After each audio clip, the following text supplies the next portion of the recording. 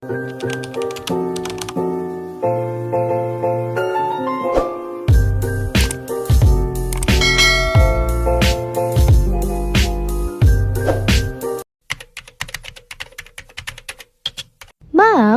pasti udah tahu kan kalau kehamilan itu diawali saat sel telur dibuahi sel sperma.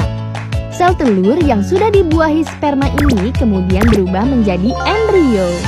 Proses pembuahan ini biasanya terjadi di saluran tuba falopi, yaitu saluran penghubung antara rahim dengan ovarium atau tempat di mana sel telur diproduksi. Setelah terjadi pembuahan, embrio akan menetap sementara di tuba falopi kurang lebih 3 hari sebelum menuju ke rahim. Di rahim itulah embrio akan menempel dan berkembang menjadi janin hingga 9 bulan kehamilan. Tetapi sayangnya nih moms, kadang-kadang embrio gagal turun ke rongga rahim dan malah menempel di tuba falopi. Dengan kata lain, embrio menempel di tempat yang bukan seharusnya. Nah, makanya kasus ini disebut kehamilan di luar kandungan. Istilah medisnya adalah kehamilan ektopik.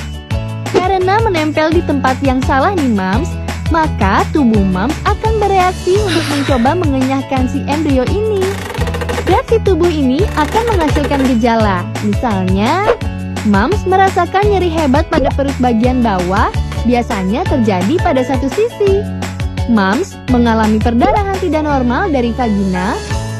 Jika moms tidak aware dan tidak segera periksa ke dokter, embrio yang salah tempat ini akan semakin besar. Ia bisa merobek tuba falopi dan menyebabkan nyeri dan perdarahan hebat yang membahayakan moms. Meskipun embrio yang menempel di luar kandungan ini bisa bertahan, tetapi tidak akan bisa tumbuh normal seperti ketika berada di dalam rahim. Justru keberadaannya malah dapat membahayakan moms. Oleh karena itu, jaringan ektopik ini harus segera diangkat agar moms terhindar dari komplikasi serius. Ada beberapa cara yang dapat dilakukan untuk menangani kehamilan ektopik ini moms. Pertama, dengan obat khusus untuk menghancurkan embrio. Kedua, dengan operasi kecil untuk mengangkat jaringan ektopik ini. Setelah itu, proses pemulihan.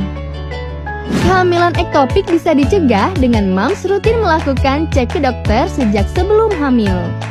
Semakin dini diketahui, risiko komplikasi akibat hamil di luar kandungan ini bisa dikurangi.